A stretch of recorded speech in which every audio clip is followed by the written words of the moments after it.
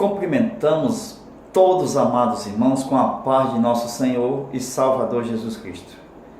Hoje a nossa lição extra está com base no livro de Levítico. Conforme a nossa leitura bíblica em classe, nós temos versículos de 15 ao 24 do capítulo 9 de Levítico. E fala sobre o aspecto do culto, da beleza e da glória neste culto. Então, no versículo 18, o boi é degolado, vai ser entregue o sangue, espargido no altar e também em redor do altar. No versículo 19, como também a gordura do boi, do carneiro e a cauda, e o que cobre a fressura e os rins, e o redenho do fígado. Versículo 21. Arão moveu por oferta e movimento perante o Senhor, como Moisés tinha ordenado. Que no caso aqui foi o peito e a espádua direita. Verso 21. Versículo 24. Porque o fogo saiu de diante do Senhor e consumiu o holocausto, a gordura sobre o altar, o que vendo todo o povo jubilou e caiu sobre as suas faces. Amados irmãos, nós podemos ver logo de início que o culto estabelecido por Deus através do seu servo Moisés, que estabeleceu o culto levítico através do seu irmão Arão e os seus filhos, nós vemos que era sacrificado animais no altar. Aí fala de várias partes no sacrifício, onde nós temos a gordura, que uma delas que é mais cheirosa, aquela que é pertinho do fígado. Aí nós temos a gordura que é por detrás do couro do animal, mas aquela amarelinha, aquela que é mais purinha, que é cheirosa, ela ficava ao lado do fígado. Tudo isso nos leva para o altar de sacrifício, aonde nós vamos estudar que para se queimar precisava de combustível. E a gordura não é outra coisa senão o combustível para a queima. Nós em casa, quando vamos fritar um ovo, primeiro vem a gordura, depois vem os pedaços. Tudo isso nos indica que tudo era organizado. Os pedaços eram organizados, certo? Também o altar, a lenha era posta em ordem. Tudo isso falava da doutrina da fé, a fé de crença, de princípio, de doutrina bíblica. Quando fala em pôr em ordem, isto fala de Jesus nos aspectos da doutrina. O que é pôr em ordem? Eu tenho que saber a ordem dos acontecimentos que fala a respeito de Jesus. Por exemplo, Jesus sabia ou não sabia o dia da sua vinda? Então eu posso ver o seguinte, que Jesus, ele não sabia e sabia. Como assim? Como homem não sabia, como Deus ele sabia. Tudo isso é pôr em ordem. Por que ele não sabia? Porque ele estava humilde, na condição de humilde. Ele disse, só o Pai sabe. Mas só que ele é Deus, então ele sabia. Então, na condição de humilde, ele disse, só o Pai. Mas ele sabia, por quê? Porque ele subiu aos céus e sentou à direita de Deus.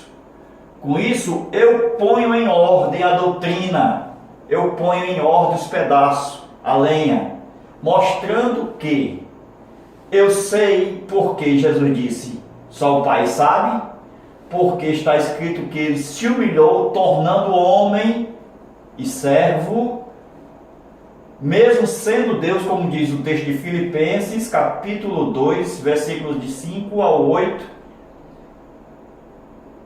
Então, quando ele é assunto ao céu, ele senta à direita de Deus, Pai. Então, por isso, ele sabe hoje o dia da sua vinda. Isto é pôr em ordem os pedaços. Fala da doutrina cristológica, da doutrina da fé, a fé como crença, a fé como doutrina. Então nós podemos ver logo aqui de início, quando Deus pediu para a formação do tabernáculo, conforme nós tínhamos estudado na primeira aula, nós estudamos sobre o altar de sacrifício. Esse aqui. Depois, para chegar no primeiro véu, depois tínhamos o segundo véu, primeiro véu, segundo véu. Eu tenho uma bacia. Essa bacia era de cobre, tinha água. Então, eu posso ver aqui, meus amados irmãos, vamos estudar?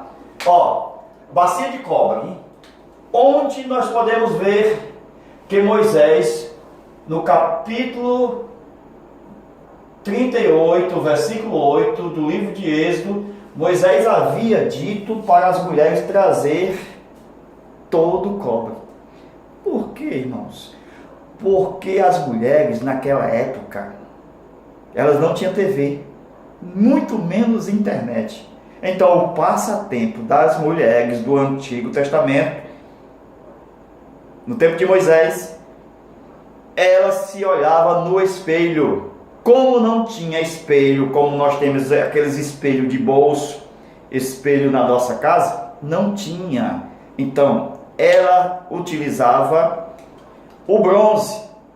Então, era o lazer dela, era o passatempo dela pegar aquele bronze e polir. Então, passava o dia polindo o bronze, para que o bronze pudesse ter o espelhamento e ela pudesse ver a sua face. Como até hoje as mulheres passam muito tempo no espelho se olhando, principalmente as noivas quando vão se encontrar com o seu noivo no casamento. Então, amados irmãos, Moisés diz, traz todos os bronze, todos os seus instrumentos de vaidade. Então, eram os instrumentos de vaidade dela. Com isso, eu posso ver, meus irmãos, que elas passavam esse tempo todo para polir. Como Moisés fez de bronze, o que? Essa pia de cobre, essa bacia de cobre, então nós podemos ver que precisou derreter o que? Esse bronze, para poder fazer exatamente essa bacia, para colocar água aqui dentro. Então, como é que os sacerdotes eles iam ministrar no lugar santo dos santos? Ele tinha que passar, pela bacia. E os sacerdotes não chegariam no lugar santo sem primeiro também não se olhar no espelho. Então, qual era o espelho do sacerdote? A água. Então, tanto a água servia para se lavar, como também servia para o sacerdote se olhar. Então a água trazia o reflexo também de espelho. Meus irmãos, tem muitas pessoas que pregam, mas esquecem do espelho. O espelho é a esposa. É ela quem, na hora do chamado para a obra do Senhor, o ministério procura o espelho. É o espelho quem vai dizer como é que está. Se está sujo, se tem mancha. Então, se a mulher procurar o ministério, e falar daquele pregador, que é o marido, acabou-se. Não tem como. Com isso, tem pessoas que estão pregando sem o seu espelho. Presta atenção aqui. Então, eu posso ver que Jesus, na época quando ele veio, Novo Testamento, ele sabia muito bem o papel fundamental das mulheres, dos espelhos.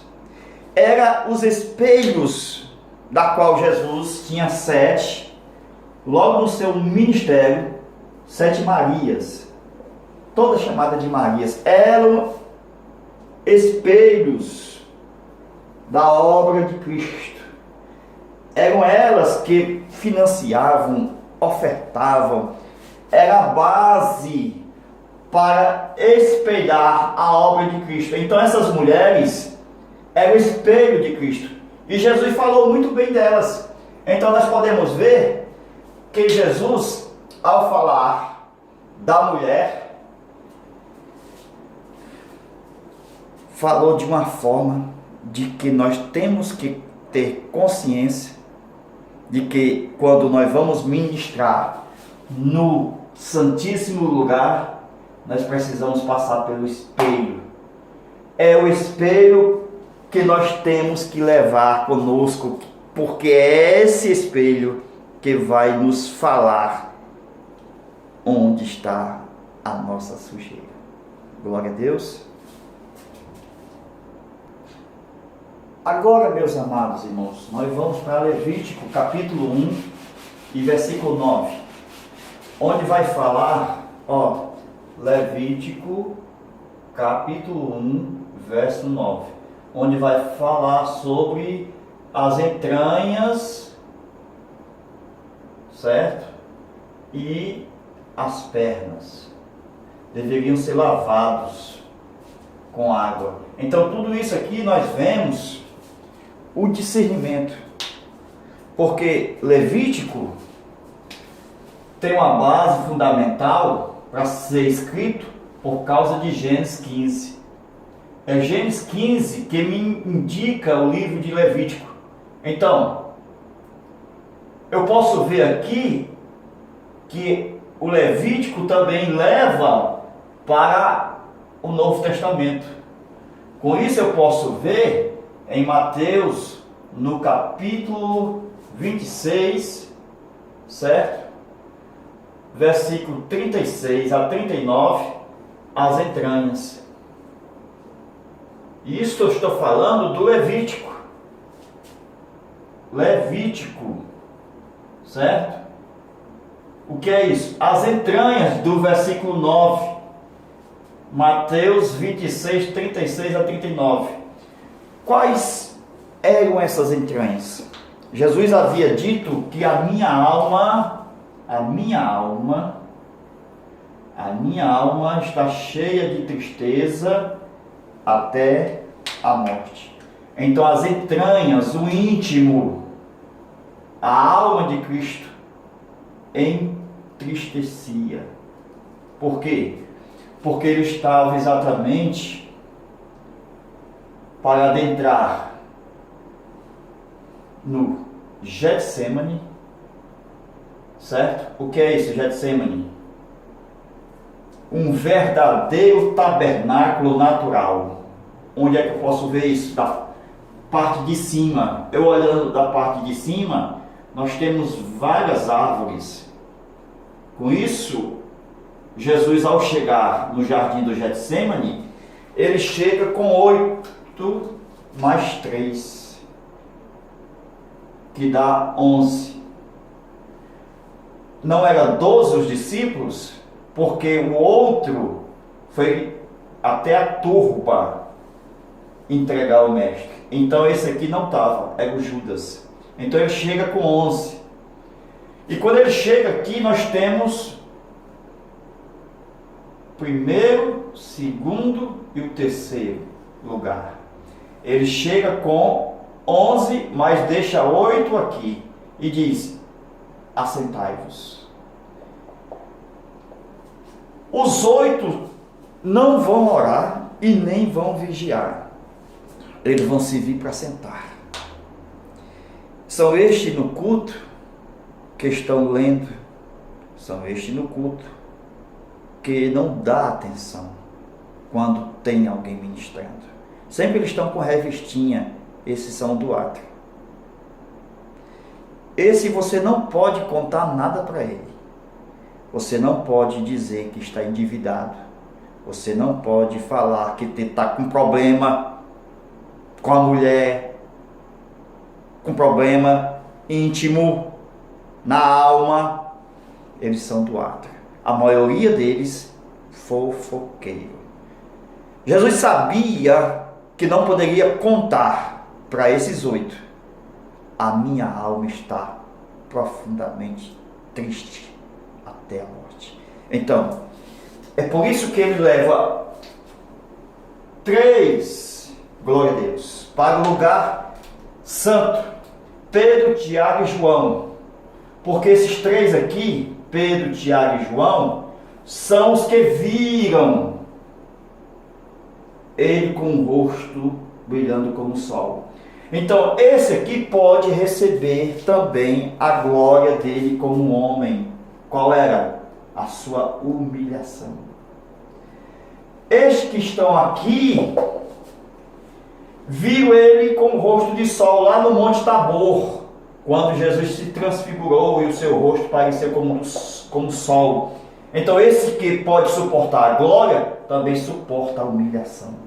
Ou seja, ele estava como homem, sendo revelado o seu rosto. E aqui, como Deus. Glória a Deus.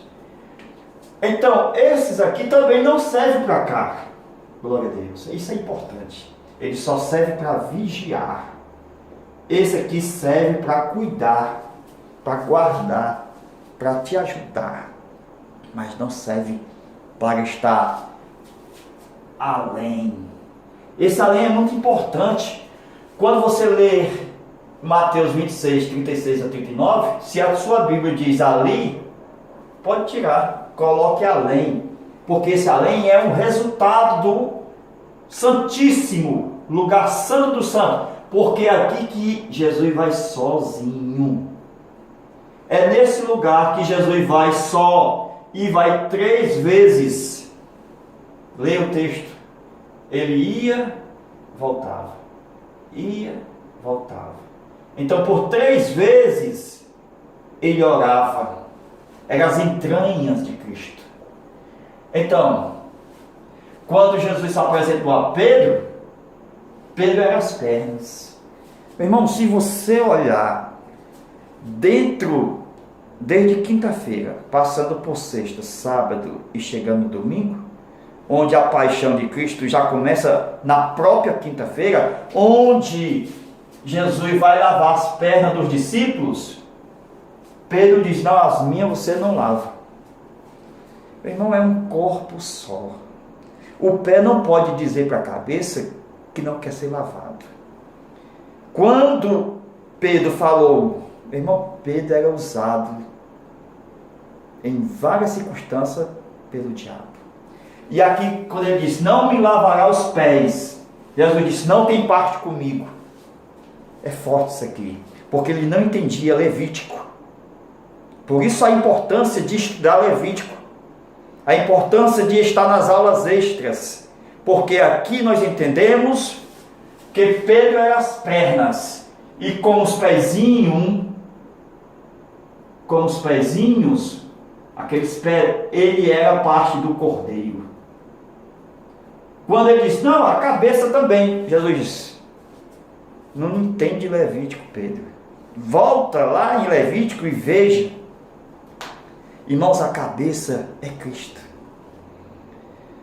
Só os pés devem ser lavados, porque a cabeça já está pronta. Cristo nunca pecou, então não precisa lavar a cabeça. Só precisa lavar os pés, porque os pés são os discípulos. Os 3 não podem estar no lugar santíssimo, porque se eles estiverem lá, vai dar uma bronca. e eles vão passar no rosto. Eu estive no lugar santíssimo, eu vi. Então o lugar santíssimo é só seu. O teu quarto é um lugar santíssimo. Não empreste, não deixe ninguém dormir lá. Existe um lugar santíssimo que só você pode estar. Glória a Deus. Então nós podemos ver, meus amados irmãos. Glória a Deus. Então, meus amados, Jesus, quando ele ora e está só, ele entrega toda a sua vontade, todo o seu querer no lugar santo do santo.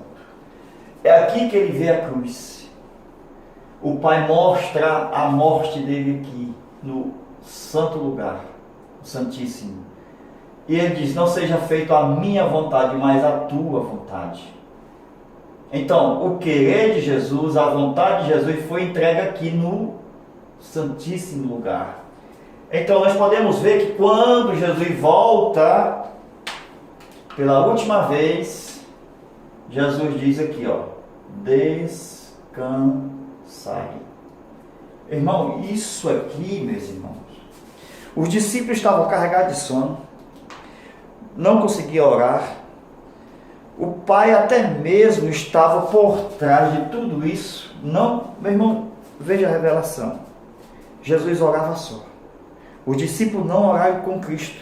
Os discípulos não chegaram no lugar santíssimo, porque ele foi sozinho para cá. Aqui tinha 3, aqui tinha 8.